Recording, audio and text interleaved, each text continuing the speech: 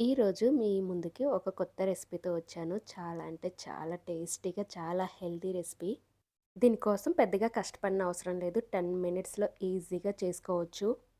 చూస్తేనే తెలుస్తుంది కదా! ఈ రెసిపీ ఏంటో. గారెలనమాట. గారెలు అనగా పప్పు నానబెట్టాలి, రుబ్బాలి, చాలా హడావిడి ఉండిద్ది.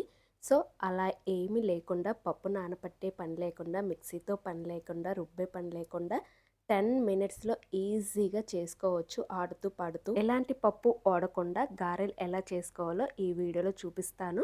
ఎక్కడ స్కిప్ చేయకుండా చూడండి. ఫస్ట్ ఆఫ్ ఆల్ ఇంట్లో ఒక కట్ట పాలకూర ఉంటే చాలు. ఇంకేం అవసరం లేదు. పాలకూర ఉంది అంటే గారెలు చాలా అంటే చాలా ఈజీగా చేసుకోవచ్చు. ఒక కట్ట పాలకూర తీసుకోండి. దాన్ని నీట్‌గా వాష్ చేసుకొని వీడియోలో చూపిస్తున్నట్టు ఇలా తొనలన్నీ లైట్‌గా పైనే కట్ చేసేసుకోండి. ఇప్పుడు సన్నగా ఎంత వీలుంటే అంత సన్నగా పాలకూరనంతా కట్ చేసుకోండి. ఎంత వీలుంటే అంత సన్నగా కట్ చేసేసుకోండి. ఇప్పుడు ఇలా కట్ చేసుకున్న పాలకూరని ఇలా ఒక పెద్ద ప్లేట్‌లోకి ట్రాన్స్‌ఫర్ చేసేసుకోండి. సో, నాకు ఒక కట్ట పట్టిందనమాట. ఈ కట్ట ఇంట్లో ఫ్యామిలీ మొత్తానికి వచ్చిద్ది. 4 మెంబర్స్ ఈజీగా తినగలరు. సో, ఇప్పుడు ఒక కప్పు శనగపిండి వేసుకోండి. ఎగ్జాక్ట్‌గా 100 గ్రామ్స్‌లో చెప్పాలంటే 100 గ్రామ్స్ అనమాట. నెక్స్ట్ ఏ కప్పుతో అయితే మనము శనగపిండి తీసుకున్నామో అదే కప్పుతోటి కప్పు బియ్యపిండి, 1 టేబుల్ స్పూన్ సాల్ట్, కారానికి సరిపడా ఒక పచ్చిమిర్చిని సన్నగా కట్ చేసేసుకోండి. నెక్స్ట్ ఒక ఆనియన్‌ని సన్నగా కట్ చేసి వేసుకోవాలి. ఇప్పుడు 1 స్పూన్ జీలకర్ర, కొంచెం కొత్తిమీర వేసుకొని వాటర్ ఏమీ వేయకుండా హ్యాండ్‌తో చూపిస్తున్నట్టు గట్టిగా ప్రెస్ చేస్తూ పిండంతా కలుపుకోండి. ఇలా గట్టిగా ప్రెస్ చేయడం వల్ల ఏంటంటే తోటకూర బాగా కొంచెం మెత్తగా అయ్యి పాలకూరలో నుంచి వాటర్ కొంచెం లైట్‌గా ఫామ్ అవుతాయన్నమాట. సో, పిండంతా ఇలా గట్టి పడిపోయిద్ది. ఇలా ఒక 5 మినిట్స్ బాగా గట్టిగా ప్రెస్ చేస్తూ కలిపామంటే ఈ స్టేజ్‌కి వచ్చిద్దనమాట. ఇప్పుడు ఎక్కువ అవసరం లేదు. జస్ట్ 2 టేబుల్ స్పూన్ వాటర్ వేసుకొని చెయ్యి తడుపుకొని ఇలా గట్టిగా మళ్ళీ చపాతీ పిండిలాగా కలుపుకున్నామంటే ఒక ముద్దలాగా ఫామ్ అయిద్దనమాట.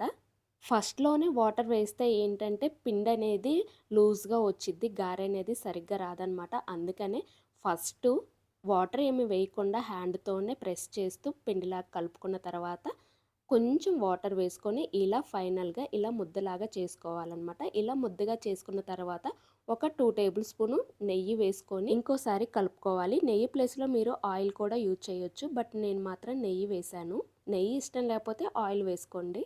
చూసారు కదా! పిండి ఈ కన్సిస్టెన్సీ వస్తే సరిపోయిద్దనమాట. ఇప్పుడు దీన్ని పక్కన పెట్టేసుకోండి. నెక్స్ట్ గారెలోకి చట్నీ కాకుండా నేను చెప్పే ఈ ప్రాసెస్‌లో పెరుగు చట్నీ చేసుకోండి. చాలా అంటే చాలా బావుండిద్ది.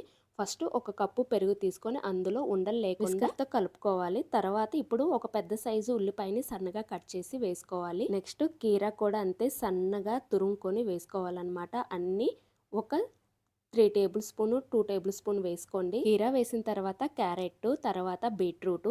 బీట్రూట్ ఇష్టం లేకపోతే స్కిప్ చేసుకోవచ్చు. బట్ బీట్రూట్ కూడా చాలా హెల్తీ కాబట్టి నేను బీట్రూట్ కూడా వేశాను. నెక్స్ట్ సన్నగా కట్ చేసుకున్న కొత్తిమీర కూడా వేసుకొని ఇప్పుడు కొంచెం సాల్ట్ వేసుకోవాలి రుచికి సరిపడా. సాల్ట్ అన్నీ వేసుకున్న తర్వాత స్పూన్ తీసుకొని మొత్తాన్ని బాగా మిక్స్ చేసుకోండి పెరుగుకి. ఈ వెజిటేబుల్స్ అన్నీ మంచిగా కలిసిపోవాలన్నమాట. ఉప్పు అన్నీ బాగా సరిపోయేలా ఇలా బాగా కలుపుకోవాలి. కొంచెం థిక్‌గా ఉంది అనుకుంటే కొంచెం వాటర్ యాడ్ చేసుకోండి. సో, చూసారు కదా! ఫైనల్‌గా అయితే పెరుగు చట్నీ రెడీ అయిపోయింది. ఈ గారెల్లోకి ఈ కాంబినేషన్‌తోనే చాలా టేస్టీగా ఉండిద్ది. ఒకసారి ట్రై చేయండి. మీకే తెలిసిద్ది. ఇప్పుడు ఈ చట్నీని పక్కన పెట్టేసుకోండి. ఇప్పుడు గారెల ప్రాసెస్ ఎలా చేసుకోవాలో చూద్దాం. ఫస్ట్ హ్యాండ్‌కి వాటర్ అప్లై చేసుకోండి. వాటర్ అప్లై చేసుకున్న తర్వాత ఒక పిండి ముద్దలాగా ఇలా మనము గారె పిండి ఎలా తీసుకుంటామో సేమ్ అలానే కొంచెం తీసుకొని ఒక కవర్‌కి వాటర్ అప్లై చేసి సేమ్ గారె ఎలా అయితే మనం ప్రెస్ చేసుకుంటామో సేమ్ అలానే ఈ పిండిని కూడా గారెలాగా షేప్ చేసి దానికి మధ్యలో హోల్ పెట్టేసేయండి. సేమ్ గారె ఎలా చేసుకుంటామో మినప వడలు, ఈ పాలకూర గారెలు కూడా సేమ్ ఆ ప్రాసెస్‌లోనే చేసుకోవాలి. ఇప్పుడు వీటిని ఇలా తీసుకున్న తర్వాత బాగా వేడిగా ఉన్న ఆయిల్‌లో ఒక్కోటిగా వేసుకుంటూ డీప్ ఫ్రై చేసుకోవాలి.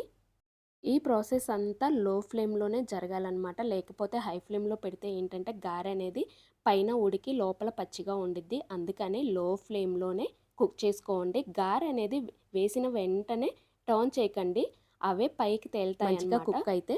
సో, అలా పైకి తేలిన తర్వాతే 2 వైపులా ఎర్రగా కాల్చుకొని వేరే ప్లేట్‌లోకి ట్రాన్స్‌ఫర్ చేసేసుకోవడమే. సో, చూసారు కదా! ఈ కలర్‌లోకి వస్తే గారె అనేది పర్ఫెక్ట్‌గా ఉడికిద్ది. మరి ఎక్కువ కాలనివ్వకండి, గట్టిగా ఉంటాయన్నమాట. సో, ఈ కలర్‌లో వచ్చినప్పుడు తీసి పక్కన పెట్టేసుకోండి. మిగతా పిండి కూడా సేమ్ ప్రాసెస్ అనమాట. అలానే చేసుకోవాలి. సో, ఫైనల్‌గా అయితే పాలకూర గారెలు రెడీ అయిపోయాయి. ఈ గారెలనేవి మార్నింగ్ బ్రేక్‌ఫాస్ట్‌కైనా, లేదంటే స్కూల్ నుంచి పిల్లలు రాగానే స్నాక్స్‌కైనా పెట్టండి. చాలా అంటే చాలా ఇష్టంగా తింటారు. చాలా స్మూత్‌గా ఉంటాయి. సేమ్ గారెల కన్నా టేస్ట్ ఎక్కువగానే ఉండిద్ది. ఇక్కడ అన్నీ మనం హెల్తీగానే చేస్తున్నాము. సో, మీకు గారె చూయిస్తాను ఎలా ఉడికిందో. సో, చూసారు కదా! లోపల వరకు బాగా కుక్ అయింది. చాలా స్మూత్‌గా ఉండిద్ది. ఎంత మెత్తగా ఉండిద్దంటే, ఇంట్లో చిన్న పిల్లల నుంచి పెద్దవాళ్ళ వరకు ఎవ్వరైనా సరే ఈజీగా తినగలరు. చాలా స్మూత్‌గా ఉండిద్ది. గట్టిగా అయితే అస్సలుండదు. ఇంటికెవరైనా చుట్టాలొచ్చినప్పుడు ఏదైనా చెయ్యాలి కొత్తగా, డిఫరెంట్‌గా అనుకుంటే ఈ రెసిపీని చేసి పెట్టండి. చాలా అంటే చాలా హ్యాపీగా ఫీల్ అవుతారు ఇంటికొచ్చిన రిలేటివ్స్ కూడా. ఈ గారెలకి ఈ కాంబినేషనే బావుండిద్ది చట్నీ కన్నా. ఇంకెందుకు లేటు పాలకూరతో కొత్తగా ట్రై చేయాలి అనుకుంటే ఈ స్నాక్ చేసి పెట్టండి. స్నాక్ అనే కాదు బ్రేక్‌ఫాస్ట్‌కి కూడా చేసుకోవచ్చనమాట. ఇంకెందుకు లేటు మీ ఫ్యామిలీ మెంబర్స్‌కి షేర్ చేయండి. అలానే వీడియో గనుక నచ్చితే సబ్స్క్రైబ్ చేసుకోండి. అలానే కష్టపడి చేసినందుకు ఒక లైక్ ఇవ్వచ్చు కదా!